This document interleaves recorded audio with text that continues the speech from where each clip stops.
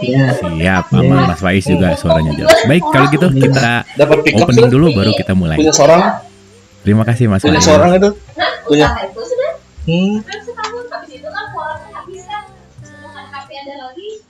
Sekarang jualan anggur dia sudah merabu kelapa muda.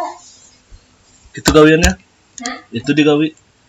Jual beli kelapa muda itu kan daripada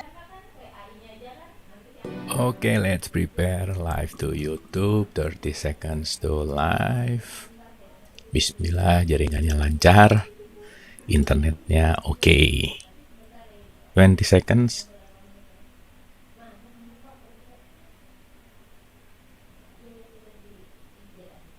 In 5, 4, 3, 2. A'udzubillahi minasyaitonirrajim. Bismillahirrahmanirrahim. Rabbi a'udzubika min hamazati sayatin wa a'udzubika rabbi ayahdurun. Rabbi shrahli sadri wa yassirli amri wa hlul 'uqdatam min lisani yafqahu qawli. Assalamualaikum warahmatullahi wabarakatuh. Salam sejahtera untuk kita semua. Rahayu, namaste, om swastiastu, namo buddhaya, salam kebajikan dan sehat untuk kita semua. Selamat datang di Dialog Positif episode 249.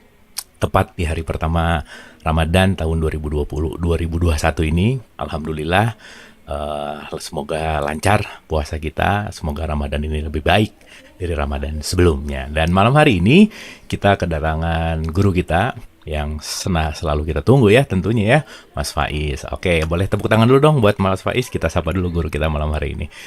Mas Faiz, apa kabar? Baik, Mas Marlo. Alhamdulillah, Mas. Alhamdulillah. Makasih loh Mas, ini di sela-sela kesibukannya masih menyempatkan waktu untuk dia. Makasih banget. Oke, kita akan melanjutkan falsafah tasyri yang kedua hari ini. So, seperti biasa, silahkan, the stage is yours. Monggo, Mas Faiz. Baik, bismillah. Assalamualaikum warahmatullahi wabarakatuh. Bismillahirrahmanirrahim. Alhamdulillahirabbil alamin. Assalatu wassalamu ala asyrafil anbiya'i wal mursalin. Selamat malam Bapak Ibu semua. Alhamdulillah malam hari ini kita bareng-bareng bisa belajar lagi di bulan yang luar biasa, di bulan Ramadan. Kita melanjutkan materi bulan yang lalu, mengingat hari ini momennya pas bulan Ramadan. Saya tidak nambah teori, tapi menunjukkan prakteknya.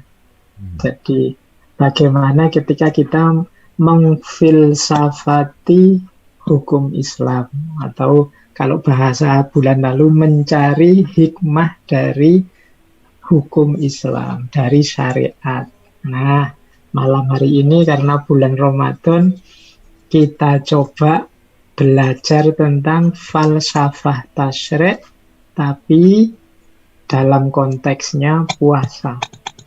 Ini mungkin kalau bahasa mudahnya malam hari ini kita lihat falsafahnya puasa seperti apa. Itu mudahnya begitu. Oke. Kalau tokoh-tokoh dahulu seperti Imam Ghazali, beliau menggunakan istilah asror, rahasianya puasa. Nah, malam hari ini kita coba tengok itu, mumpung kita pas hari pertama puasa. Belum telat untuk besok-besoknya, kan masih panjang puasa kita. Nah, semoga kita ketemu duluan rahasianya. Kalau nunggu di belakang kan nanti selak kena macam-macam Idul Fitri, mudik, dan lain-lain, nanti lupa lagi dengan makna ibadahnya. Jadi kita mulai dulu dari awal ya, kita lihat kita ada rahasia apa sih di balik puasa ini. Kita mulai slide pertama. Nah, ini yang pertama, ini saya bawa ke sini dulu, bulan lalu sudah saya bawa biar Bapak Ibu teman-teman ingat di mana sih posisinya hikmah atau filsafahnya tasyri' itu. Jadi kalau kita beragama itu kan pertama kita imani dulu. Kalau sesudah kita imani, kita cari bagaimana cara beriman yang benar, yang baik. Level 2 ilmunya. Setelah kita tahu, baru kita jalani. Itu yang bulan lalu saya sebut dijalani sesuai yang kita wajib menjalankan, namanya Islam. Dan nanti kalau kita nambah bonus macam-macam, yang sunnah-sunnah, yang utama-utama, itu namanya ihsan. Nah, ingin lebih dalam lagi, kita masuk ke ranah hikmah. Seperti saya sampaikan bulan lalu, tidak ada satupun ajaran, tidak ada satupun ketetapan syariat atau tasyri' itu yang tidak ada manfaatnya, yang tidak ada kedalamannya, yang hanya untuk kepentingan Allah saja. Tapi selalu ada hikmah, selalu ada rahasia-rahasia di balik itu. Baik, ini bulan lalu sudah. Saya mulai dari sini. Ini mohon maaf ya, istilahnya sangat filsafat sekali. Memang saya ambil dari yang murni filsafat, pakai istilah ontologi. Tidak apa-apa nanti. Biar seru, Pak, biar seru. Iya, biar sekali-sekali belajar filsafat. Jadi ontologinya puasa. Ontologi itu membicarakan keberadaan. Nanti biasanya gandeng 3. Ontologi, epistemologi, dan aksiologi. Nanti kita lihat 3-3-nya. Ontologinya puasa itu apa, epistemologinya apa, aksiologinya apa. Ini malam hari ini kita latihan berfilsafat beneran dengan objek puasa. Nah, itu di bawah juga istilah-istilah. Ini biasanya kalau kita membaca buku filsafat, ketemu istilah-istilah seperti itu, sudah pening duluan kita, sudah lemes duluan. Ada istilah substansi, eksistensi, esensi, itu kita sudah geleng-geleng kepala sudah. Apalagi malam-malam seperti ini, baru kenyang, baru buka puasa, tambah ngantuk ini mendengarkan belajar yang seperti ini. Baik, kita pelan-pelan belajar. Itu saya tulis istilah bahasa Inggrisnya sekaligus istilah bahasa Arabnya. Siapa tahu Bapak Ibu ada yang memang minat untuk lebih mendalam di sini. Jadi tentang filsafat. Nah, secara ontologis kita lihat substansinya. Substansi itu mudahnya adalah dasarnya, materi dasarnya. Misalnya Bapak Ibu ketemu meja, kok meja itu ternyata terbuat dari kayu. Nah, kayu itu substansinya. Oke. Itu kalau bahasa Arabnya jauhar. Nah, itu substansi. Kalau puasa, substansinya apa? Bahan dasarnya apa? Ya, bahan dasarnya puasa itu keimanan, kepatuhan, kepasrahan. Kepasrahan itu keislaman. Patuh. Kita ini kan sedang diwajibkan oleh Allah dan kita patuh. Bahan dasarnya ini. Kalau tidak ada bahan dasarnya ini, puasa tidak akan jadi puasa. Mungkin puasa jadinya diet saja atau jadinya memang sedang mengurangi makan saja. Karena dilandasi keimanan dan kepatuhan, maka puasa kita sebut sebagai ibadah. Jadi substansi dasarnya puasa itu keimanan dan kepatuhan. Nah, nanti ada eksistensi. Eksistensi itu bahasa Arabnya wujud. Wujudnya orang puasa itu seperti apa? Mudahnya ya tampilannya, tampaknya yang puasa itu seperti apa. Nah, secara mudah definisinya puasa ya 3 itu. Tidak makan, tidak minum, tidak berhubungan biologis, berhubungan seksual. Itu 3. Ini yang kelihatan dari kepatuhan tadi, bahwa bulan ini mulai subuh sampai maghrib kita tidak makan, tidak minum, tidak seksual. Ini eksistensi seorang yang puasa, wujudnya orang yang puasa begitu. Kalau tidak ada ini, kita tidak eksis disebut sebagai orang yang puasa. Nah, jadi ini jadi dasarnya keimanan, kemudian wujudnya adalah tidak makan, tidak minum, tidak berhubungan seksual. Ada nanti aksiden. Ini sama kayak bahasa Inggris, ada accident, semacam accident itu berarti dia tidak inti. Namanya kalau bahasa Arabnya arad. Tapi ada. Misalnya tadi contohnya meja, Meja itu bisa warnanya coklat, bisa warnanya kuning, nah itu aksidennya. Misalnya tembok, semennya itu substansinya. Nanti bentuknya tembok seperti apa, itu eksistensinya. Nah, dia warnanya apa, kemudian ornamennya seperti apa, itu namanya aksidennya, arodnya. Tidak ada ini, itu tidak membuat eksistensi puasanya hilang. Atau beda-beda di aksiden, itu tidak membuat eksistensi puasanya hilang. Jadi kalau eksistensinya hilang, nggak jadi puasa. Substansi hilang, nggak jadi puasa. Tapi aksiden tidak. Misalnya lapar, haus, itu aksiden. Kalau hari ini kita mungkin puasa ya sudah sangat kuat. Kita sejak kecil sudah puasa misalnya. Jadi enteng puasa itu. Kita kalau hanya tidak makan dari subuh sampai maghrib biasa. Jadi puasa tidak mewajibkan kita lapar dan haus. Yang wajib itu tidak makan, tidak minum.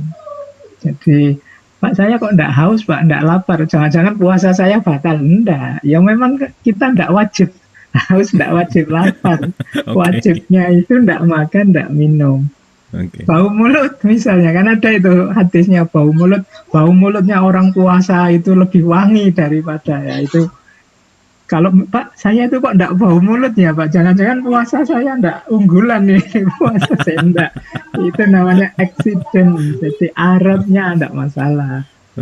Tidur kan juga begitu, tidurnya orang puasa itu ibadah. Iya, saya enggak bisa tidur ya Pak, kalau lapar itu jadi molak-malak, ya enggak apa-apa, enggak ada hubungannya dengan eksistensi orang puasa. Ini namanya accident, arat. Aksiden itu kita tidak harus panjang lebar membahasnya, ini beda-beda tidak masalah. Wong hanya aksidennya, termasuk rukhsah. Rukhsah itu kan juga aksiden. Jadi boleh orang dalam kondisi rukhsah itu apa, Mas Faiz? Jadi semacam dispensasi.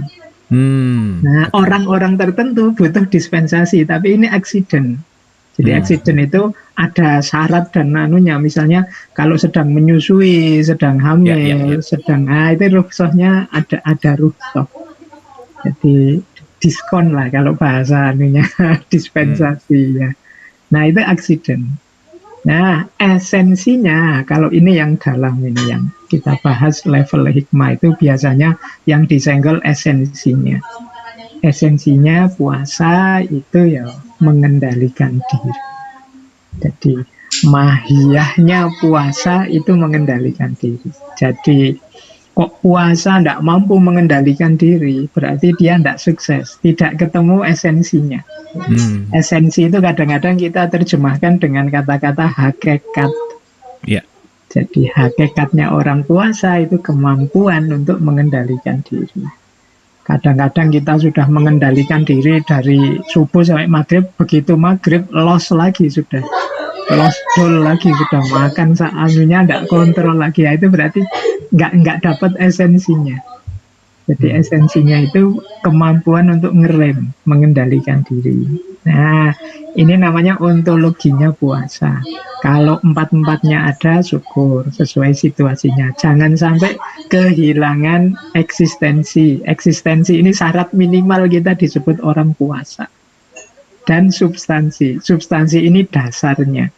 Kalau kita substansinya kehilangan, ya puasa kita nilainya kayak orang diet saja, kayak orang mengurangi makan saja. Kalau kita ndak ada eksistensi, berarti ya ndak puasa kita, wong ya makan minum berarti. Nah kalau aksiden ini kondisional, melihatnya tertentu, lihat situasi-situasi yang di sekelilingnya. Nah esensi ini jadi kunci. Puasa kita itu nanti hanya formalitas saja. Formalitas itu pemenuhan kewajiban belaka, ataukah kita dapat makna-makna, manfaat-manfaat, hikmah-hikmah. Itu kuncinya ada pada esensi. Jadi yang diceramahkan di mana-mana, ini kan hari ini sudah mulai banyak sekali kajian-kajian, ceramah-ceramah, itu biasanya ya banyak menyinggung level esensi ini, mencari hikmahnya puasa, manfaatnya puasa. Kalau caranya puasa, kita semua sudah bisa. Dasarnya puasa juga sudah tahu. Tapi malam hari ini pun di level falsafah puasa, ya kita belajar tentang esensinya puasa sebenarnya. Hakikatnya puasa. Baik, ini kalau di filsafat namanya ontologi. Nah, sekarang epistemologi. Ini istilah yang ngeri-ngeri kalau di filsafat. Epistemologi ini cara berpikirnya, nalarnya kalau bahasanya anak-anak kampus itu. Kok bisa sih kita puasa, argumen nalarnya apa? Mudahnya begitu. Nah, yang saya tahu, kita melakukan puasa itu dengan argumen cara berpikir 3. Itu pun saya ambil langsung dari ayatnya, ada semua. Ayat puasa ini kan populer sekali. Yaitu cara berpikir normatif, norma-norma. Yang kedua preservatif. Yang ketiga purifikatif. Ini istilahnya if-ifan semua. Nah, yang normatif, yaitu kalau dari redaksinya ayat itu yang bagian kutiba alaikumus siyam.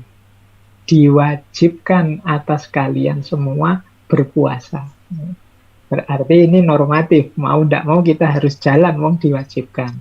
Logikanya, cara berpikirnya, ya cara berpikir kepatuhan, obedience. Jadi kita itu kan kalau berhadapan dengan norma, ya butuhnya ya patuh. Aturan-aturan, nilai norma itu kan untuk kita patuh. Jadi logikanya orang puasa itu yang pertama-tama patuh. Menjalankan kewajiban. Ini namanya cara berpikir yang normatif. Jadi mengikuti norma. Tapi jangan lupa, Allah tidak mewajibkan puasa secara semena-mena. Karena setelah itu ada cara berpikir preservatif. Preservatif itu kita ini diwajibkan puasa, orang dulu juga diwajibkan puasa. Kama kutiba alal ladzina min qablikum. Ini kan preservasi, menjaga. Kayak hari ini melanjutkan tradisi. Nah, ini logika kedua orang puasa, itu logika preservatif.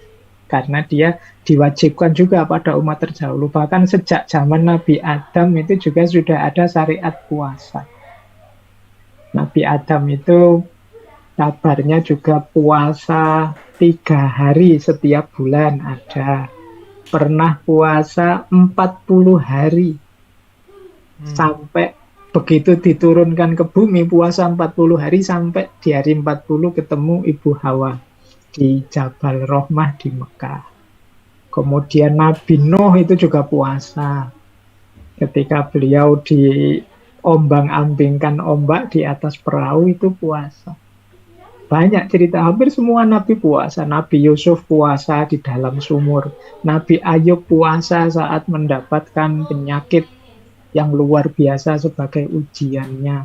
Nabi Yunus yang ditelan oleh ikan hiu itu puasa 3 hari 3 malam di dalam perutnya ikan hiu. Nabi Musa, misalnya Nabi Musa itu sebelum mendapatkan wahyu di Bukit Tur atau Tur Sina atau di Gunung Sinai, kita menyebutnya begitu, itu 40 hari puasa, 40 hari 40 malam.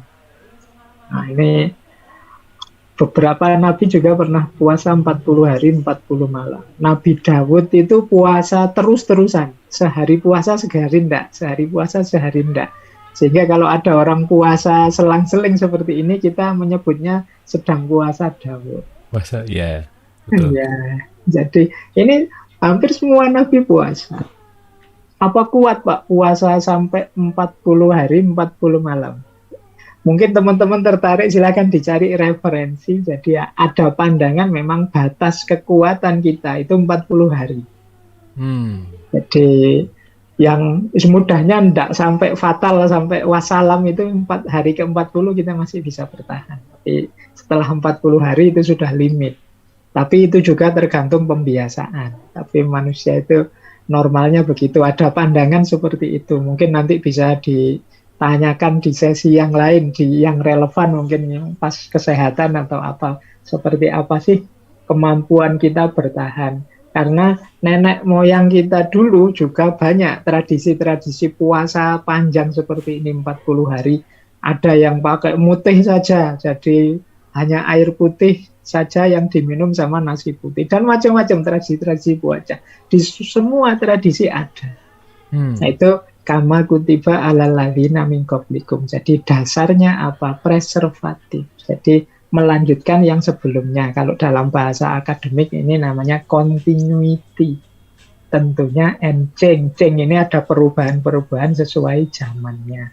Kita juga syariat puasanya tidak persis seperti nabi-nabi terdahulu. Kita punya model syariat teknik puasa sendiri.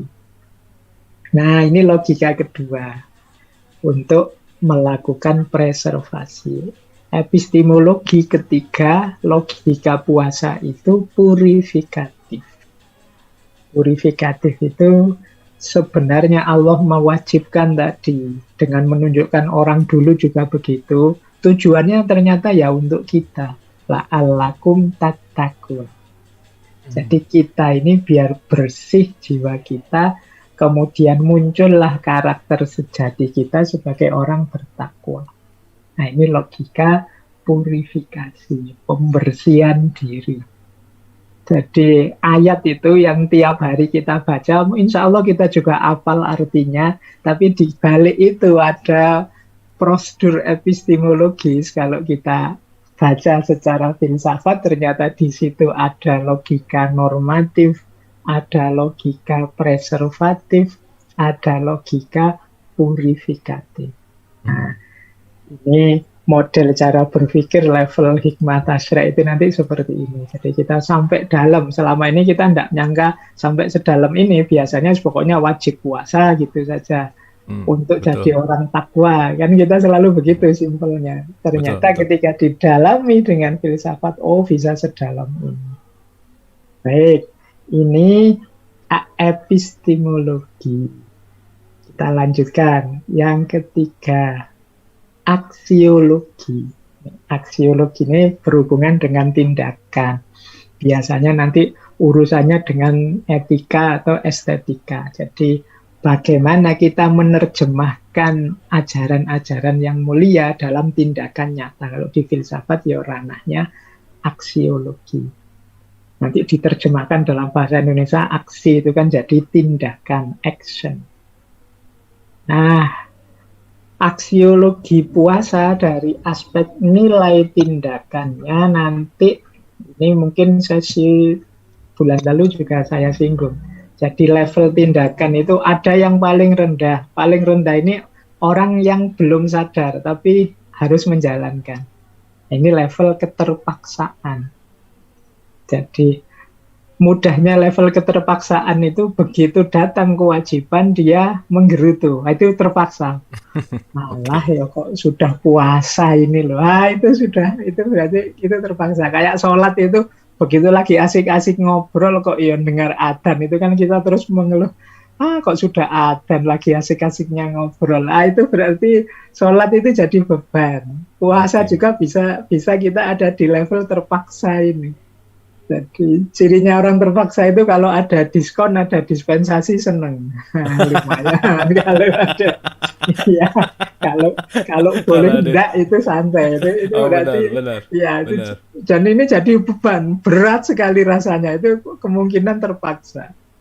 Jadi kadang-kadang kita mungkin ada ya, saya sering pengalaman itu wudhu itu eman-eman kalau batal ditunggu maghrib sampai isya atau asar sampai isya sekalian kan. Males wudhu, itu menunjukkan padahal air juga enggak beli di belakang banyak.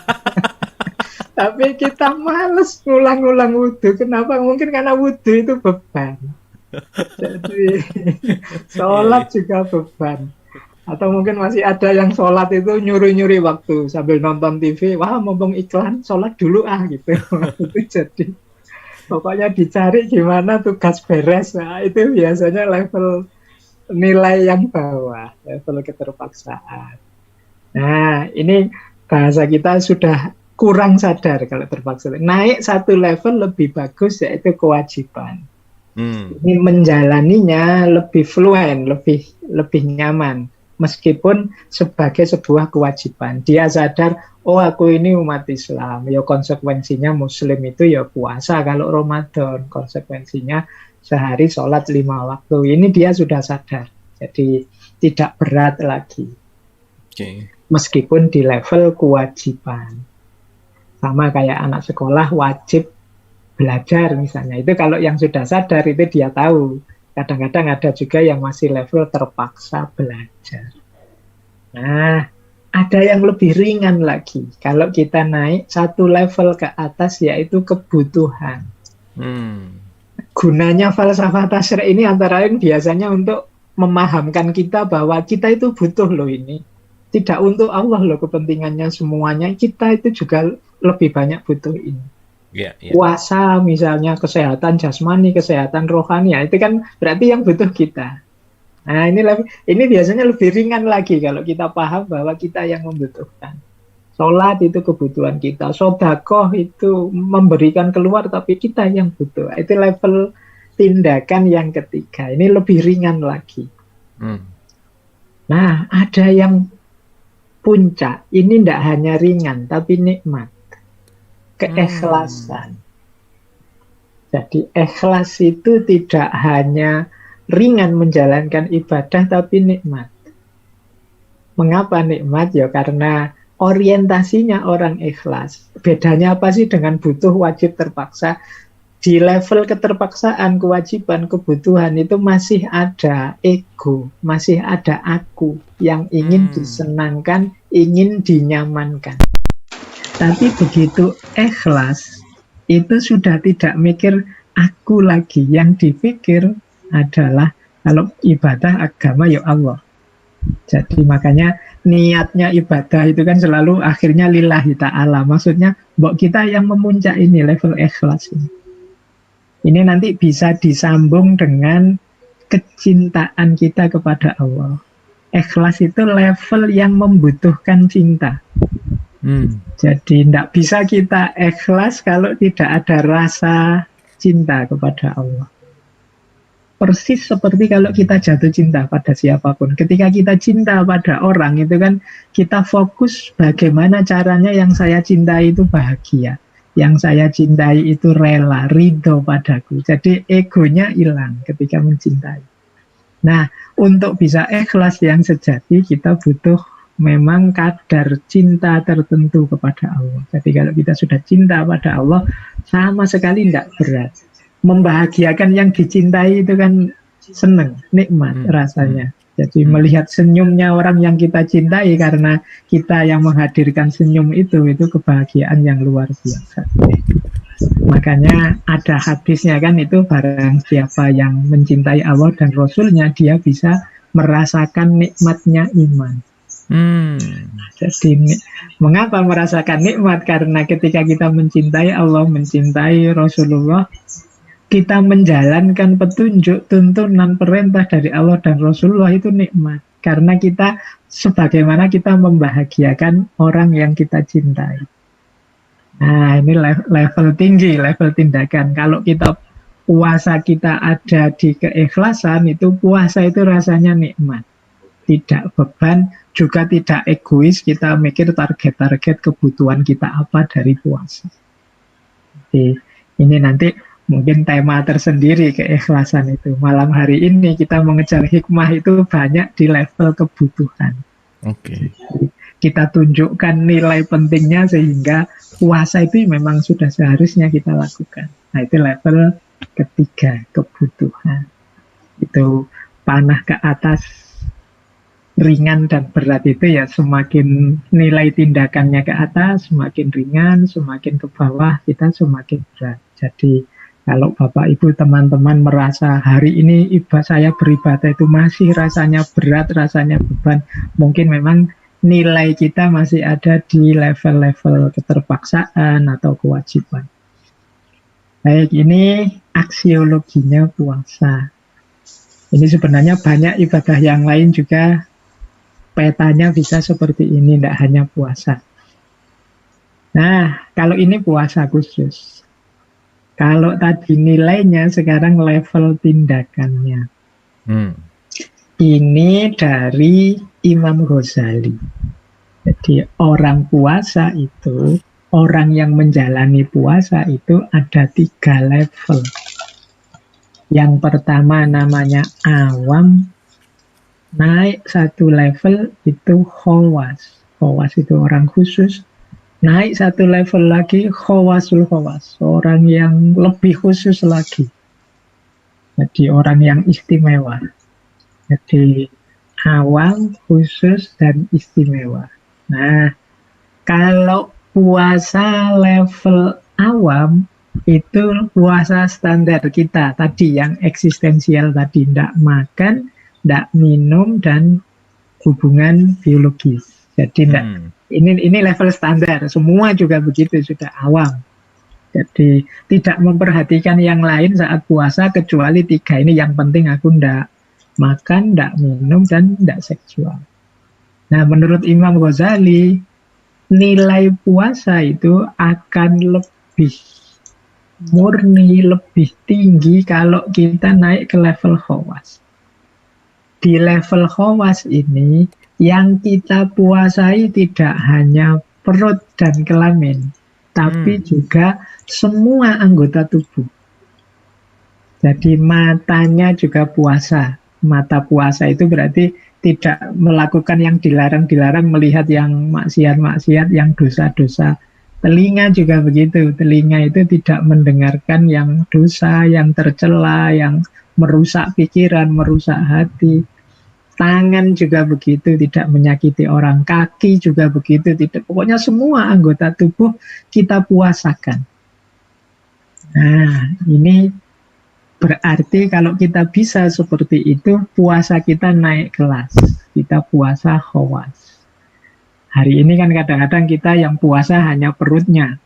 Nanti seharian puasa nonton TV, terus nonton itu kan matanya tidak puasa sama sekali. Atau iya, jadi nanti ngabuburit, nongkrong pinggir jalan, nonton yang lewat, sweet-sweet. Nah, ya, matanya tidak puasa. Jadi menurut Imam Ghazali, yuk dipuasai semuanya, latihan dipuasai semuanya. Termasuk hatinya. Tidak ada sombong, tidak ada iri, dan lain sebagainya. Jadi penyakit-penyakit hati itu juga direm. Yang fisik, lahir, yang rohani, jasmani juga ikut puasa. Saya kemarin baca ada tulisan bagus itu, mungkin relevan untuk kita hari ini, ada istilah puasa media sosial. Nah, kita ini kan sibuk tiap hari. Kita itu tidak bisa melepaskan HP barang 1-2 jam saja. Khawatir ada berita macam-macam. Kalau berani kita media sosial juga puasa. Puasa itu kan juga tidak ditinggal 100%, tapi kita alokasikan waktu tidak sebanyak sebelumnya. Itu dipuasai. Karena kadang-kadang kita itu rusak pahalanya puasa gara-gara internet, gara-gara medsos. Nah, mungkin latihan. Kalau memang, ya kalau berita-berita dari teman di WhatsApp itu mungkin masih make sense lah. Ya, kadang-kadang kan kita surfing kemana, googling kemana, nyari apa macam-macam yang mungkin tidak seharusnya di era puasa ini. Itu biar paling tidak puasa kita naik ke level khawas. Di matanya juga puasa. Pendengaran itu juga harus kita puasakan. Jadi Imam Ghazali punya kalimat begini, apa yang haram diucapkan, haram juga didengarkan. Misalnya, ghibah, ngomong orang lain itu kan diharamkan dalam agama. Itu didengarkan juga haram. Jadi kita kalau asik mendengarkan ghibah, itu nama lain istilahnya Imam Ghazali, bekerja sama dalam aktivitas perhibahan. Mungkin apa ya aktivitas perhibahan itu. Yes, pokoknya kalau tidak ada yang dengar kan hibah ini tidak jalan. Iya, betul. Kalau nggak ada yang peduli kan dia macet. Tapi kenapa jalan terus? Ya karena kita juga asik mendengarkan. Jadi yang diucapkan umpatan, makian juga begitu.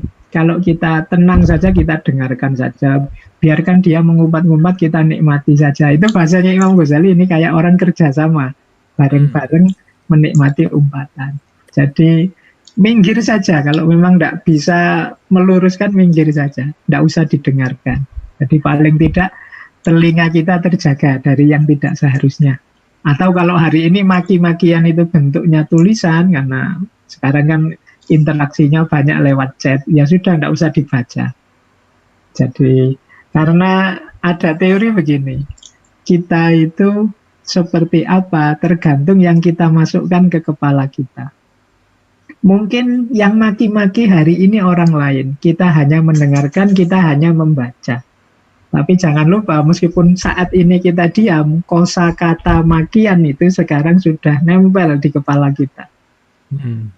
Pada saatnya mungkin pas butuh, tiba-tiba kita bisa keluar makian itu. Wong sudah ada di kepala, mungkin pas jengkel, pas apa keluar.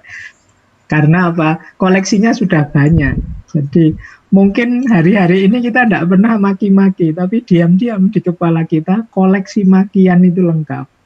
Jadi pada saatnya dia dibutuhkan, nanti keluar. Mas jengkel itu tiba-tiba, loh, orang ini ternyata bisa juga maki-maki, bisa juga misuh-misuh pada orang lain. Ya karena sejak kemarin inputnya itu terus, meskipun pasif. Kan banyak itu kan kadang-kadang ada orang tidak pernah komen, pasif terus. Pada saatnya kita kaget, loh kok kayak gini orang. Karena dia juga meskipun silent reader itu kan, kalau di grup-grup WA itu kan gitu ya, sama saja sebenarnya mengikuti. Jadi nah yuk latihan yang mengendalikan semacam ini. Paling tidak latihannya 1 bulan inilah, biar nanti tidak terlalu terjebak di situ sangat dalam. Nah puasa kita nanti namanya puasa khawas. Jadi hati terjaga, pikiran terjaga, semua anggota tubuh juga terjaga. Berarti kita mengawasi semuanya. Kalau awam tadi, yang diawasi hanya perut dan kelamin. Tapi kalau khawas itu semua anggota tubuh diawasi. Nah, ada lagi yang lebih istimewa, khawasul khawas. Ini kelompok siddiqin, katanya Imam Ghazali, arifin para sufi. Khawasul khawas ini, kalau sekedar khawas sudah tamat, mereka sudah selesai. Sekarang mereka naik level, jangankan menjaga yang di tubuh ini. Ingat yang selain Allah saja, atau sibuk dengan selain Allah saja, orang khawasul khawas ini merasa puasanya rusak. Jadi mereka pokoknya fokusnya hanya Allah saja. Nah, kalau batinnya, hatinya sibuk atau pikirannya kemasukan hal-hal duniawi yang membuat dia repot atau membuat dia ya tadi sibuk dengan yang duniawi, itu mereka merasa puasanya tidak ada artinya. Karena memang orang khawas ini hatinya senantiasa terjaga, fokus pada Allah saja. Apa kalau gitu tidak ngurusi dunia, Pak? Diurusi dunianya, tapi dunia ini bagi dia adalah kendaraan untuk menuju Allah. Jadi bukan sesuatu yang untuk kepentingannya sendiri atau untuk kesombongannya sendiri. Apapun urusan dunia, apakah itu berhubungan dengan keluarga atau belajar seperti malam hari ini atau apapun, itu dalam persepsinya khawasul khawas ini adalah kendaraan untuk menuju Allah. Jadi yang ada di pikirannya, meskipun sibuk dengan apapun, yang terbayang, yang hadir di hatinya hanya Allah saja. Nah, ini berarti puasanya sudah makom khawasul khawas. Ini Bapak Ibu mungkin sudah ada yang tamat di khawas, saatnya belajar untuk ke khawasul khawas. Kalau awam, insya Allah kita semua sudah khatam. Sudah bisalah kalau sekedar tidak makan minum sampai maghrib. Nah, sekarang latihan. Mungkin mulai besok ini kalau aku puasa ini anggota tubuh yang lain diawasi enggak. Makanya ada hadis itu, naumus shaimi ibadatin. Tidurnya orang puasa itu nilainya ibadah. Dalam rangka apa? Menjaga anggota tubuh tadi. Kalau kita tidur kan lebih aman akhirnya. Menjaga yang paling gampang itu ya dengan tidur. Kalau dengan aktivitas itu masih mudah terdistraksi, masih mudah tergoda. Tapi begitu tidur aman. Ya meskipun tidak mungkin tidur terus. Nanti kan ada itu yang begitu selesai subuh tidur, nanti bangunnya menjelang maghrib. Ya, zuhurnya hilang, kemudian asarnya hilang. Itu kalau istilahnya Imam Ghazali seperti orang membangun istana tapi menghancurkan kota. Oke. Ya, jadi puasa itu kan bangun istana, tapi menghancurkan kota. Sholat segala itu kan ya komponen-komponen yang ada di kota batin kita. Jadi kita mulai mungkin Ramadan ini naik level ke khawas dan seterusnya. Mungkin Bapak Ibu pernah bertanya juga, ini kan puasa ini kan dari ceramah-ceramah itu rasanya kok luar biasa, manfaatnya besar. Tapi bertahun-tahun puasa rasanya kok saya tidak dapat ya Pak, manfaat-manfaat keutamaan puasa itu kemungkinan memang level puasa kita belum naik. Jadi level puasa kita masih ada di derajat awam. Jadi level menjaga perut sama kelamin saja, yang lain belum dijaga. Sehingga akhirnya ini kan yang disindir dalam hadis itu, berapa banyak orang puasa hanya dapat lapar dan haus saja. Ya. Nah, itu makanya mulai mungkin Ramadan ini kita berjuang. Insya Allah justru Allah itu menilai perjuangan kita ini. Jadi berjuang untuk naik level. Mata dijaga, telinga dijaga, dan lain sebagainya. Baik, ini aksiologinya puasa. Nah, inilah, ini pakai teori lebih dalam lagi. Puasa itu tadi kan esensinya mengendalikan diri. Apa sih yang dikendalikan itu? Nah, ini teori tentang pengendalian diri. Jadi ini nanti biar Bapak Ibu teman-teman ngerti, saya itu harus mengendalikan apa saat puasa. Nah, dalam dunia tentang jiwa, jadi dalam Islam itu ada beberapa konsep tentang jiwa. Diri kita ini unsurnya 3. Jadi jiwa kita itu punya 3 unsur. Yang pertama namanya bahimiyah. Yang kedua sabu'iyah, ini pakai bahasa Arab. Yang ketiga natikoh. Bahimiyah itu dari kata-kata bahimah. Artinya binatang ternak. Jadi dalam diri kita ada unsur seperti binatang ternak. Binatang ternak itu kan kesibukannya makan, minum, berkembang biak. Jadi 3 ini. Kan kita yang memelihara mereka dan kita biasanya memperhatikan 3 ini. Makannya, minumnya, sama berkembang biak.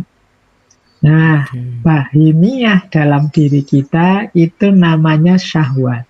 Jadi makanya bahimiyah itu bawahnya kan syahwat. Jadi kita punya unsur syahwat.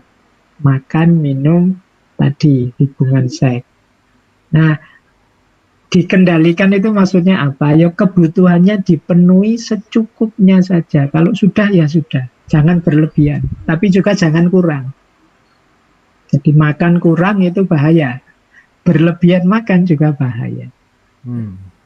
Atau minum juga begitu, seks juga begitu. Misalnya, Pak, saya tidak mau kawin apa untuk Anda, itu kurang, itu bahaya juga kalau tidak mau ke situ. Atau berlebihan, hidup mikirnya itu terus ya, nanti bahaya juga. Jadi penuhi saja secukupnya, sampai tuntas, sampai beres. Kalau sudah beres, naik kelas. Biasanya itu. Kalau malah dibendung-bendung atau kok saya tidak mau kayak, biasanya nanti ada gongnya di belakang karena ini sifatnya fitrah.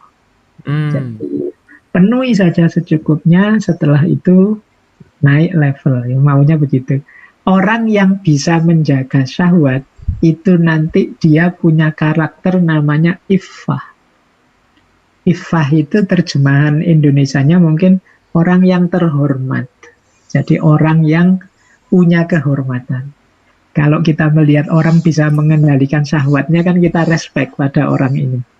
Jadi tidak terlalu mikir makan minum terus, tidak terlalu mikir seks saja, tapi mikir yang lainnya lebih utama. Nah, berhadapan dengan orang seperti ini, kita melihat mesti respect sama orang ini. Nah, karena dia punya sifat namanya iffah. Itu yang pertama. Ini yang kita kendalikan. Puasa kita level awam itu banyak mengendalikan bahimiyah ini. Ini lebih mudah. Tapi jangan lupa kita masih punya 2 unsur yang lain. Unsur kedua itu sabu'iyah. Sabu'iyah ini unsur binatang buas. Dari kata-kata sibak. Sibak itu binatang buas. Kalau tadi binatang ternak, ini binatang buas. Kalau tadi bentuknya syahwat, ini bentuknya amarah. Amarah itu daya, misalnya ambisi, atau keinginan, atau cita-cita, atau tujuan. Nah, ada ini. Seperti binatang buas itu kan ambisinya kelihatan. Ingin meraih apa, memperoleh apa. Itu dayanya namanya amarah. Dan manusia kan juga begitu. Ada amarahnya. Ini dikendalikan. Sama seperti syahwat tadi, dikendalikan itu dipenuhi secukupnya. Kita tidak punya amarah. Kalau orang tidak punya amarah nanti pasif. Dunia ini tidak maju-maju. Cita-cita tidak punya, keinginan tidak punya, jadi tidak punya amarah, tidak akan ada progres dalam hidup ini. Boleh, tapi juga jangan berlebihan. Jadi ambisius, keinginan yang tidak terkontrol, sampai zolim, sampai itu tidak boleh. Berlebihan berarti. Jadi penuhi secukupnya saja. Orang yang mampu memenuhi, mengendalikan unsur amarah atau sabu'iyah dalam dirinya, dia nanti punya karakter namanya saja'ah. Saja'ah itu artinya keberanian. Jadi berani ini kan tengah-tengah antara pengecut, tidak berani bercita-cita, itu kan orang yang lemes, pengecut, tidak maju-maju, dengan nekat. Jadi nanti kan ada yang tidak perhitungan. Jadi menginginkan sesuatu yang tidak masuk akal, menginginkan sesuatu yang merusak, menginginkan sesuatu yang menghancurkan hidup, itu berarti berlebihan. Kita cukup berani saja. Ini kalau dalam pelajaran akhlak Islam itu saja'ah ini termasuk akhlak yang terpuji. Banyak orang yang tidak punya kualitas saja'ah. Ngomong tidak berani, bercita-cita tidak berani, mimpi tidak berani, ya itu tidak saja. Kadang-kadang kita punya banyak tanggungan kerja, tanggungan aktivitas apa itu, kita pending lagi, jadi lama tidak selesai-selesai. Itu kalau dalam ilmu akhlaknya Islam, kita kekurangan sifat saja, tidak berani. Termasuk kebaikan, kita tahu kok misalnya kalau rajin sholat malam itu utama, tapi kita nggak ngangkat-ngangkat, yang ngertinya cuma tahu saja, sholat malamnya entah kapan. Nah itu berarti kekurangan saja. Jadi, nah ini mengendalikan ini. Kalau kita puasa juga sabu'iyah. Ada yang ketiga, natikoh. Natikoh ini hubungannya dengan pikiran atau akal. Hasilnya ilm, pengetahuan. Kalau tadi amarah, kalau ini ilm, pengetahuan. Nah, akal juga harus kita gunakan secara pas. Tidak kekurangan, juga tidak berlebihan. Kekurangan itu berarti kita kudet, kurang update, kurang informasi. Itu kekurangan. Nanti jadinya gampang dibodohin orang.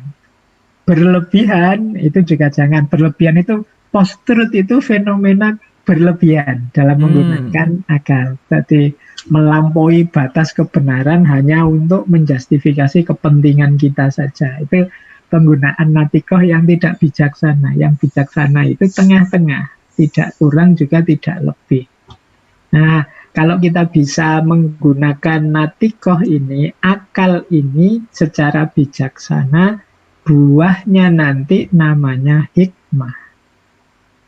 Jadi hikmah itu kemampuan kita mengelola akal budi sehingga pengetahuan yang kita peroleh manfaat maslahat untuk hidup. Karena hari ini banyak pengetahuan-pengetahuan yang tidak manfaat.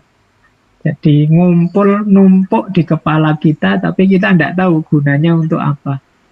Apalagi sekarang banyak yang menyebut era banjir informasi.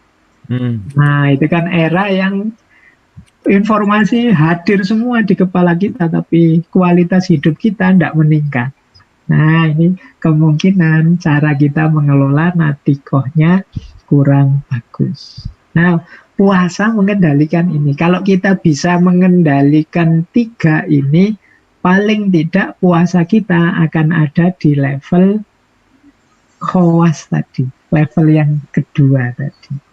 Nah, tinggal nanti memantapkan batinnya untuk Allah saja, berarti kita naik ke level yang tertinggi, khawasul khawas. Jadi ini esensinya puasa sebenarnya di sini. Ya di situ ada rumus terakhir itu, ifah, syaja'ah, hikmah, itu kalau hadir semua dalam diri kita, berarti hidup kita sudah pas. Itulah namanya adil. Jadi adalah, jadi kita tidak menzolimi diri kita, juga tidak memanjakan berlebihan diri kita. Jadi itulah sebenarnya tuntutan fitrah. Nah, ini esensi puasa. Jadi pengendalian diri. Kalau ada yang tanya apa sih yang dikendalikan, ya unsur-unsur ini. Baik, ini masih panjangkah Mas Abu? 5 menit lagi boleh Pak Faiz? 5 menit lagi ya, saya tambah. Kalau untuk 5 menit lagi, saya ambil yang ini. Kalau tadi kan hikmahnya, sekarang puasa itu juga memberikan kita kekuatan. Kekuatan pertama, kalau ini banyak dijelaskan di mana-mana, kekuatan individual. Baik jasmani maupun rohani. Puasa itu melatih kita untuk sabar, melatih kita untuk toleran, kasih sayang sesama. Itu berarti power of individu. Jadi ketika kita berpuasa serius, mendalam, secara individu harusnya kualitas diri kita meningkat. Lulus dari puasa itu harusnya kita semakin sabar. Mengapa puasa melatih itu? Melewati puasa harusnya kita semakin penyayang, karena puasa melatih itu. Kita semakin sadar tentang diri kita. Misalnya begitu selesai puasa kita sadar, oh ternyata diri kita ini lemah. Oh ternyata diri kita itu tidak sejago yang saya bayangkan. Wong nggak makan dari subuh sampai maghrib saja lemesnya seperti ini. Nah itu kan kesadaran tentang diri. Jadi empowerment terhadap sisi individual kita.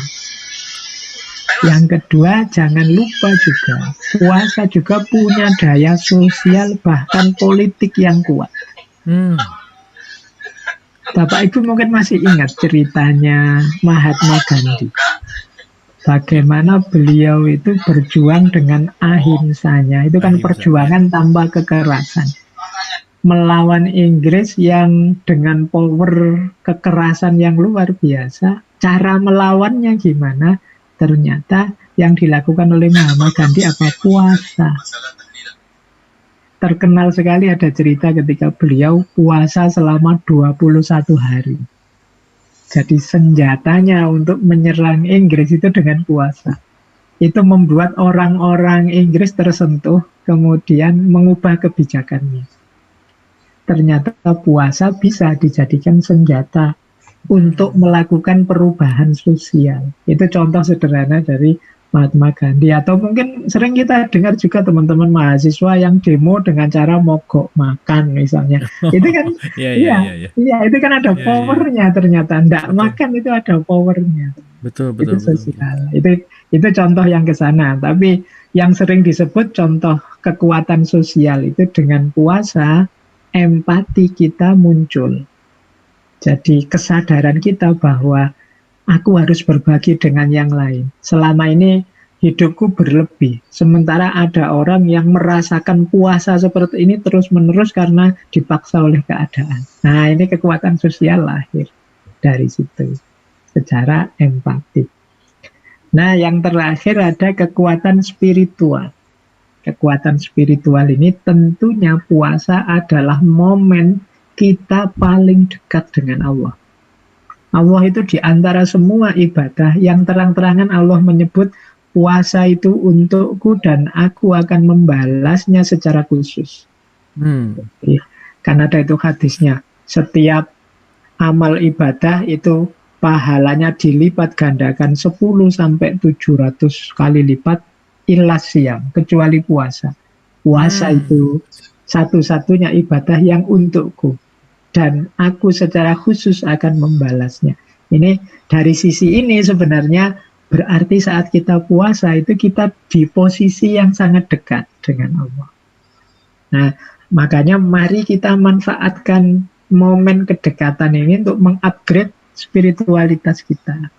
Kita mencintai Allah, kemudian memaksimalkan kebersamaan kita dengan Allah, mungkin dengan munajat-munajat, ibadah-ibadah, tidak masalah. Mungkin kalau Bapak Ibu ada waktu sebelum sahur sebentar saja menyapa Allah secara privat. Kalau terawih kan bareng-bareng, coba privat menyapa Allah, kemudian munajat sebentar. Munajat itu ngobrol, mengadu. Kalau kita sama teman namanya curhat, tapi kalau sama Allah namanya munajat. Tidak apa-apa, sampaikan saja keluhan apapun. Itu akan membuat kita semakin dekat dengan Allah. Jadi mumpung kita momennya puasa, itulah yang menurut saya puasa juga punya daya power luar biasa, baik individual maupun sosial maupun spiritual. Baik, saya kira itu Bapak Ibu contoh bagaimana ketika syariat itu kita dekati secara falsafah, secara filsafat. Nanti kita menemukan banyak khazanah-khazanah yang mungkin selama ini kita tidak sampai ke sana menggalinya. Ini yang disebut nanti hikmah tasyri', hikmahnya dari syariat.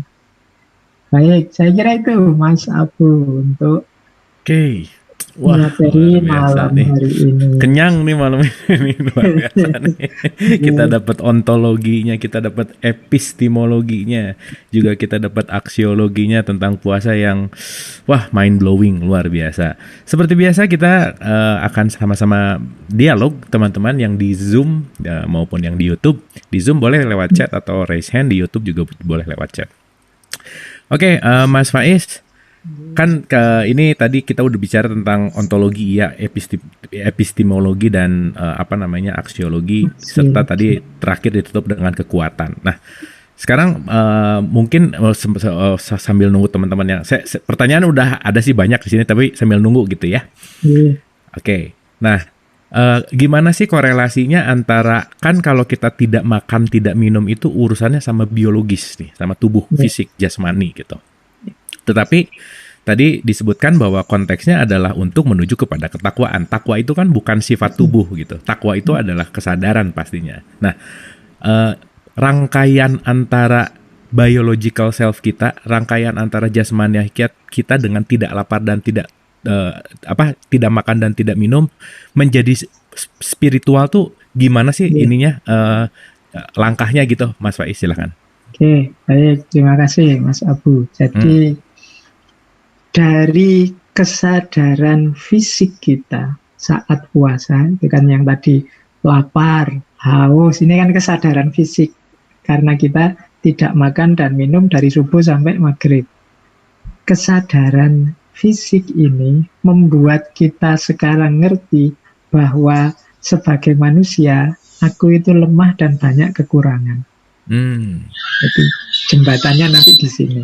Jadi begitu kita puasa, wah iya ya, ternyata aku ini tidak sejago yang tampaknya selama ini. Kalau tampil, kalau gaya seolah-olah bisa menaklukkan gunung, wong yo tidak makan dari subuh sampai maghrib saja lemes seperti ini. Nah, terus kesadarannya nanti membawa, berarti aku itu lemah, aku itu butuh sandaran yang lebih powerful. Kalau hanya manusia yang lain mestinya ya sama kayak saya, sama lemahnya. Maka sandaran satu-satunya adalah Allah. Berarti aku ini dalam hidup ini harus lebih banyak dekat lagi sama Allah. Nah, di sini nanti kualitas takwanya diasah, muncul. Jadi dengan puasa yang serius, kita sadar tentang hakikat diri kita. Dari situlah nanti menjelma kita jadi orang yang takwa. Termasuk juga yang populer sekali, misalnya setan-setan dibelenggu. Nah, Ya. itu kan arahnya ke situ juga. Jadi setan dibelenggu itu ketika kita puasa, anggap saja ada setan, jalan masuknya setan itu kita tutup. Jalan masuknya setan itu kan tidak jauh-jauh dari perut, kelamin, dan sekitarnya. Iya. Yang tadi harus kita jaga. Begitu kita puasa, ini kan kita jaga semua. Otomatis setannya tidak bisa masuk. Itulah terminologi setan dibelenggu. Kalau kita sedang puasa itu kan mungkin karena lapar, karena haus, sudah tidak mikir macam-macam, wes kita rebahan saja. Setan mau goda kayak apa? Tidak tergoda, pokoknya nunggu maghrib saja.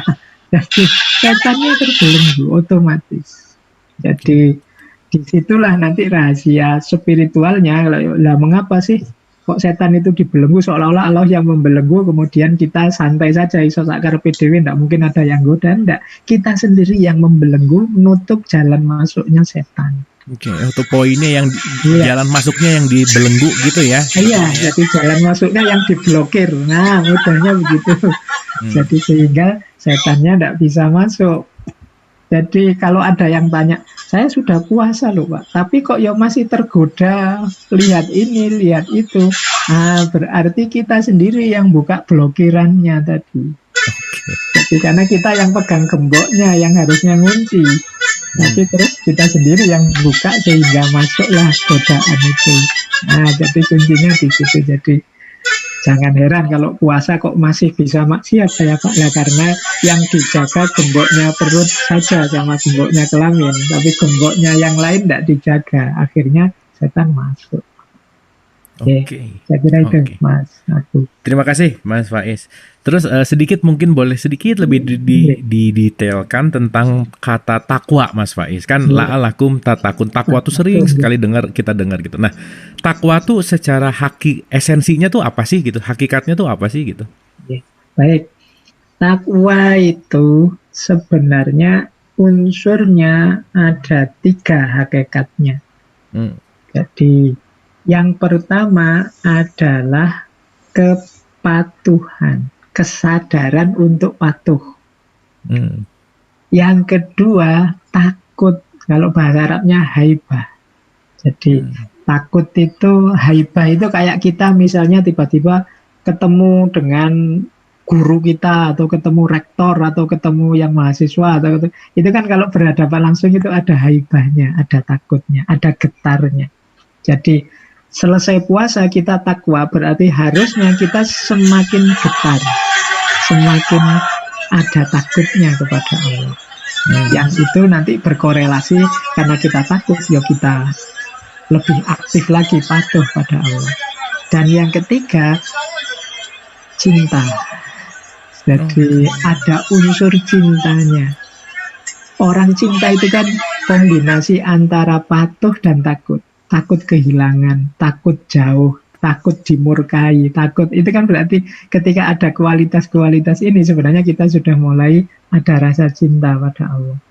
Jadi hakikatnya takwa itu diawali dari patuh, kemudian muncul rasa gentar, dan puncaknya dari semuanya adalah cinta. Jadi kuncinya di situ. Keren, terima kasih Pak, luar biasa, mantap. Ini ada dari direct message, saya bacakan. Banyak ibadah yang kita merasa beban, kita tidak suka, selalu diwajibkan, termasuk puasa yang sebenarnya ini adalah kebutuhan kita kalau kita mengetahui hikmahnya. Karena sekarang yang banyak kita pelajari pahala dan dosa, surga dan neraka. Bagaimana dengan kondisi seperti ini, ibadah kita sampai ke level kebutuhan dan keikhlasan sesuai dengan surat Al-Fatihah ayat 5. Ya, ihdinas iyyaka na'budu wa iyyaka nasta'in. Ya intinya mungkin ini ibadahnya masih karena takut dosa, cari pahala, pengen surga, menghindari neraka. Mungkin seperti itu kayaknya. Silakan Pak Faiz. Jadi ini saya jawab dengan teori dari Imam Ghazali. Jadi jawaban dari pertanyaan itu, jadi kita beragama itu ada level anak-anak, ada level remaja, ada level orang dewasa. level anak-anak itu persis seperti kita sama anak-anak kita. Yang kita lakukan pada anak-anak kita apa? Level anak kecil itu perintah dan larangan. Ya kan? Kita kalau sama anak kita yang kecil itu ya mereka akalnya belum lengkap, ya perintah dan larangan. Diperintah ini, dilarang itu. Nah, kalau tadi Bapak Ibu merasa saya kok masih rasanya kewajiban, masih rasanya diperintah-perintah atau dilarang-larang, mungkin mental beragama kita masih ada di mental anak-anak ini. Kitanya sendiri yang menunggu diperintah dan menunggu dilarang. Yang kedua, ada level remaja. Ini naik satu level dari yang anak-anak, level remaja. Level remaja itu biasanya akalnya belum lengkap, tapi tidak mau diperlakukan seperti anak kecil. Jadi, mengapa sih tadi gelisah kok kalau hanya perintah dan larangan? Karena kita sebenarnya secara mental merasa sudah dewasa, tapi kok diperlakukan seperti anak kecil. Kayak remaja ini kan merasa sudah dewasa dia, tidak mau kalau sekedar diperintah. Ini biasanya menurut Imam Ghazali perlu disentuh hatinya. Jadi tidak diperintah-perintah, tapi disenggol hatinya. Misalnya kalau kita nyuruh, kamu sayang sama ayah ndak? Kamu sayang sama ibu ndak? Kalau sayang sama ibu, mau ndak bantu ibu? Itu disentuh hatinya. Kalau waktu kecil diperintah, ayo bantu nyapu, ini diperintah. Tapi begitu remaja disentuh hatinya. Nah, yang paling tinggi ini akalnya. Jadi seperti orang dewasa. Jadi dia mendayagunakan akalnya untuk mengejar apa sih yang dimaksud, apa yang diinginkan. Nah, kalau agama itu sebenarnya lengkap. Dia bisa dibaca di level anak-anak, mungkin karena memang banyak yang makomnya masih anak-anak, bisa juga di level seperti yang remaja, bisa juga di level yang tertinggi. Nah, kalau Bapak Ibu gelisah dengan ini kok saya beragama rasanya diperintah-perintah seperti dikejar-kejar terus ini saya beragama. Nah, solusinya apa? Daya gunakan akal. Daya gunakan akal itu ya ayo dikejar. Kayak malam hari ini kita mengejar hikmahnya dengan akal budi kita. Setelah ketemu, besok mungkin tidak seperti kemarin lagi yang seolah-olah ini kewajiban yang tidak ada relevansinya, tidak ada manfaatnya untuk kita. Sekarang kita mulai sadar. Nah, itu berarti kita sendiri yang harus aktif untuk bisa keluar dari jeratan formalitas ini. Jadi kita belajar lagi, kita cari referensi, kita kejar maknanya, hikmahnya, dan seterusnya. Jadi cara membacanya nanti seperti itu. Kalau memang masih sulit, akalnya belum mampu Pak saya, oke, bisa lewat jalan hati tadi. Jadi nyari media yang bisa menyentuh hati, membuat kita sadar macam-macam. Kalau para sufi itu biasanya lewat seni. Ada yang mungkin pakai tari, ada yang pakai lagu. Itu sufi-sufi itu kan banyak yang pakai gitu. Itu strategi seperti anak remaja tadi, disentuh hatinya. Kalau sudah disentuh hatinya, sadar, itu biasanya tidak mikir lagi ini rasional apa tidak rasional. Kayak anak-anak kita yang remaja itu kalau sudah idola, itu kan sudah tidak peduli lagi, sudah diikuti apa adanya, diikuti seberat apapun. Itu karena sudah tersentuh hatinya. Jadi ada beberapa jalur untuk ke sana. Tergantung level makomnya ya. Tergantung levelnya. Semoga kita berusaha naik level lah biar tidak berat. Jangan anak-anak terus gitu ya. Iya, jadi mentalnya kita nunggu diperintah terus. Ini dari Mas Herman Dias, pertanyaannya menarik nih. Saya masih dalam posisi terpaksa katanya dalam menjalankan ibadah termasuk puasa, dan juga terpaksa untuk tidak melakukan maksiat. Nggak apa-apa kan Pak? Maksudnya masih di level itu gimana menurut Mas Faiz? Silakan. Ketika Mas Herman sadar bahwa sekarang saya ada di level terpaksa, itu bagi saya sudah menjelang naik ke level yang lebih tinggi. Jadi itu berarti sedikit sudah ada peningkatan, sudah alhamdulillah, sudah sadar. Kan banyak di antara kita yang levelnya terpaksa tapi masih belum tahu kalau dia itu levelnya masih level terpaksa. Jadi, ini tahu ini terpaksa gitu ya. Daripada yang nggak tahu ini terpaksa. Sudah tahu kalau dia terpaksa itu bagus. Saya itu juga sering anak-anak itu yang mengeluh pada saya, Pak, saya itu sudah belajar, sudah ikut kajian berseri-seri, tapi rasanya kok hidup saya nggak lebih baik ya Pak, rasanya kok stagnan gitu aja. Sebenarnya jawabannya simpel, begitu sampean sadar bahwa hidupku kok nggak naik-naik, itu sebenarnya sudah naik. Oke. Karena sadar tadi itu sudah kenaikan. Yang lain tidak sadar kalau hidupnya stagnan. Jadi yang lain tidak ngerti kalau hidupnya belum berkualitas. Kita sudah ngerti bahwa hidup kita belum berkualitas, itu menurut saya sudah kenaikan tersendiri. Tinggal dilanjutkan lagi. Ya. Oke. Terima kasih. Oke, sebelum ke Mas Aryo, ini terakhir dari chat kali ya. Izin bertanya dari Mas Kuswidarto, apakah ada diet atau makanan khusus dan amalan khusus untuk meningkatkan derajat puasa kita menjadi para puasa kaum arifin? Yang tadi yang apa namanya yang paling tinggi itu haus gitu ya. Haus dulu ya, silakan. Jadi untuk bisa nyampe ke khawasul khawas, yang jelas yang pertama kita harus lulus dulu di level khawasnya.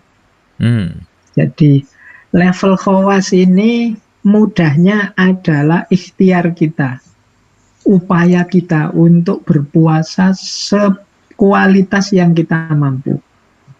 Kalau level khawasul khawas, ini miliknya para sufi, para arifin, itu sebagian besarnya adalah anugerahnya Allah.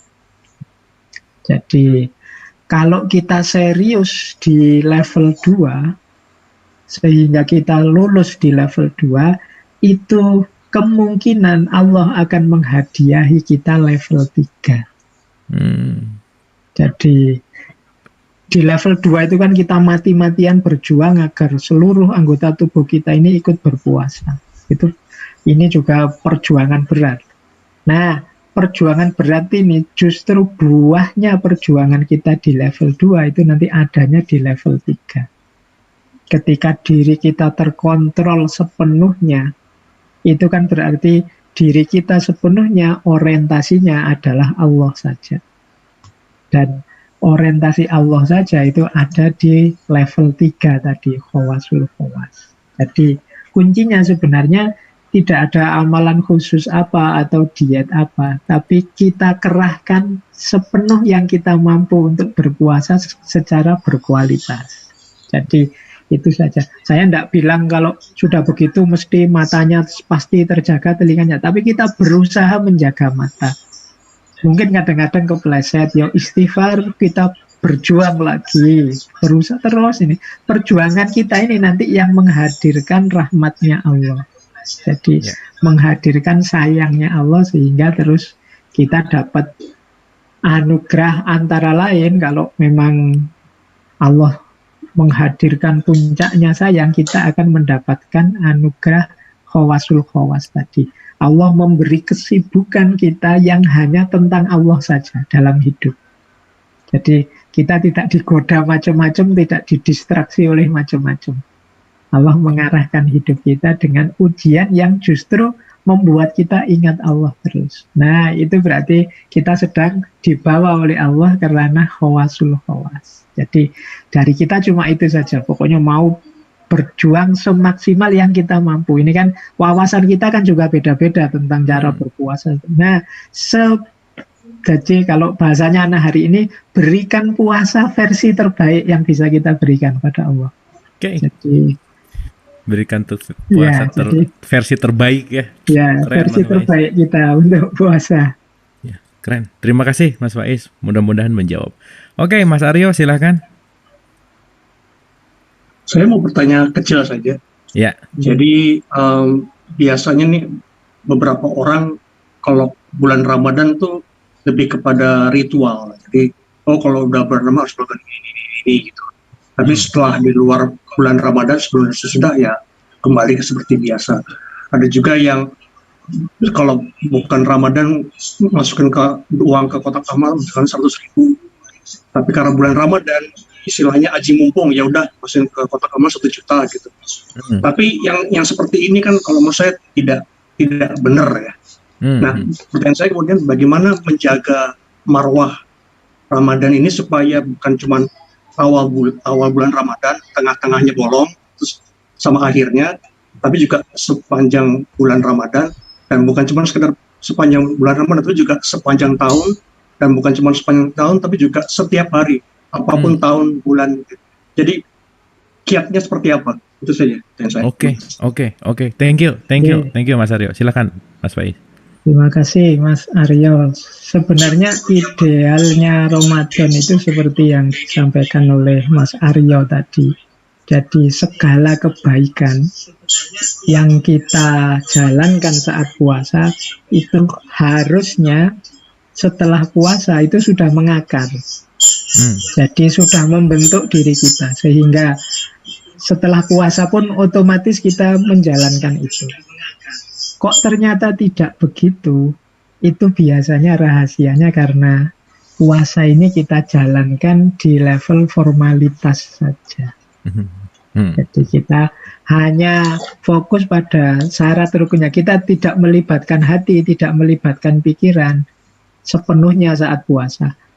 Misalnya, sedekah loh, hari ini sedang, kalau Ramadan ini sedekahnya pahalanya berkali lipat. Oh iya, saya sedekah. Selesai begitu. Kalau Ramadan ini sholat malam pahalanya double-double. Oh iya, saya sholat malam. Selesai. Kita tidak pernah melibatkan hati, tidak pernah melibatkan pikiran, sehingga batin kita tidak terbiasakan oleh itu.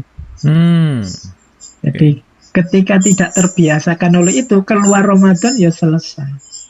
Maka menurut saya di antara tipsnya, versi terbaik puasa itu tidak hanya melibatkan syarat rukunnya puasa yang membuat puasa kita sah itu apa, tapi juga kualitas puasa yang tidak hanya level awam tadi, tapi juga naik ke level khawas dan seterusnya. Hitungannya, kalau kebiasaan baik itu kita jalankan sebulan, sebenarnya ini harusnya sudah mulai, kalau bahasa psikologi itu sudah jadi habit. Jadi sudah jadi habit itu mengakar. Kalau kita tidak begitu, tidak enak.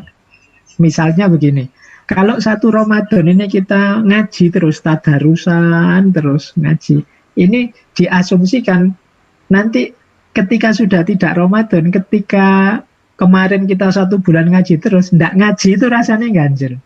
Nah itu berarti sudah jadi habit. Tapi kenapa kok keluar dari Ramadan biasa saja itu tidak ngaji, kemarin Ramadan ngaji. Nah itu karena kemarin kita tidak melibatkan batin kita, pikiran kita, dan kemudian kita hanya formalitas saja, mengalir saja seperti biasa. Akhirnya ya tidak ada unsur kalau dalam agama namanya perbaikan. Jadi kita melakukan perintah agama apapun itu selain unsur kepatuhan, di sana juga ada unsur maslahat, ada unsur hikmah, ada unsur islah. Islah ini daya perbaikan diri yang terus-menerus. Karena kita manusia itu kan tidak pernah sempurna, selalu ada kurangnya. Maka apapun yang kita lakukan itu harus kita semakin baik, termasuk puasa. Dan yang disampaikan Mas Aryo tadi, banyak juga dijelaskan oleh para ulama. Para ulama itu banyak yang menyebut puasa ini sebagai madrasah. Jadi Ramadan ini seperti madrasah. Madrasah itu kan tempat kita belajar. Nah, lolos beneran kalau nanti di luar Ramadan, wawasan-wawasan kebaikan-kebaikan yang kita peroleh di luar Ramadan itu jalan di luar Ramadan. Kayak kita sekolah itu, kalau ilmu yang kita peroleh di kampus ternyata manfaat di tengah masyarakat. Nah, itu berarti sukses kita. Itu di antara parameter suksesnya Ramadan berarti itu. Oke, saya kira itu Mas Abu sedikit. Oke, keren, luar biasa. Boleh tepuk tangan untuk Mas Faiz ya. Malam hari ini kita mendapatkan banyak sekali insight tentang puasa dari sudut pandang yang lebih dalam lagi ya. Itu kata yang keren tadi. The best version, ya. Pokoknya versi terbaik puasa. Oke Mas Faiz, ini pertanyaan sebenarnya masih banyak tapi sudah 2126, ini udah di penghujung acara. So seperti biasa, final statement untuk episode 249, silakan. Baik, terima kasih Bapak Ibu semuanya. Dari yang malam hari ini kita belajar hikmah syariat tentang puasa. Pertama mungkin justru saya ingin menggarisbawahi apapun itu perintah ketentuan agama, tidak hanya puasa, semuanya ada rahasia-rahasia, ada hikmah-hikmah. Yang kalau kita bisa menggali sampai ke level itu, insya Allah pengabdian kita, kepatuhan kita kepada Allah, kepada agama, itu tidak hanya formalitas tapi juga nikmat dan juga membawa manfaat maslahat. Maka jangan pernah berhenti belajar, termasuk melalui dialog positif ini yang tiap malam banyak materi bagus-bagus. Itu semoga nanti membantu kita untuk mengupgrade keberagamaan kita. Tadi kan ada level-level kewajiban sampai ke atas. Yang kedua, seperti yang saya sampaikan tadi, di level apapun kita, seluas atau sesempit apa wawasan tentang kebenaran, kebaikan, termasuk ibadah yang kita tahu, mari kita jalankan, kita berikan sepenuhnya. Nggak usah ditahan-tahan, nggak usah ditanggung-tanggung atau ditawar-tawar, besok saja, nanti saja. Sudah hari ini kita mampunya 70, kita berikan 70. Kita mampunya 80, kita berikan 80. Jangan sampai nanti kita menyesal di belakang karena waktu itu siapa yang tahu. Jadi seperti tadi, mari kita berikan the best version-nya. Sebenarnya untuk apapun kebaikan, apapun kebenaran yang kita mampu, mari kita berikan, kita persembahkan pada Allah versi the best-nya. Baik, saya kira itu malam hari ini dari saya. Kurang lebihnya mohon maaf. Wassalamualaikum warahmatullahi wabarakatuh. Waalaikumsalam warahmatullahi wabarakatuh. Boleh tepuk tangan sekali lagi yang meriah untuk Mas Faiz. Keren banget malam hari ini. Terima kasih Mas Faiz sudah memberikan ilmunya, sudah membagi pandangannya, dan malam hari ini saya rasa kita menang banyak ya di awal Ramadan. Yuk kita berikan the best version puasa kita hari ini terbaik. Intinya adalah jangan sampai cita-cita membangun istana tapi justru malah menghancurkan kota. Nah tadi itu kalimat yang keren. Terima kasih. Mohon maaf lahir dan batin. Wabillahi taufik wal hidayah. Assalamualaikum warahmatullahi wabarakatuh. Sampai ketemu besok di jam dan channel yang sama. Terima kasih. Oke, kita foto dulu sebentar seperti biasa. Boleh videonya dibuka.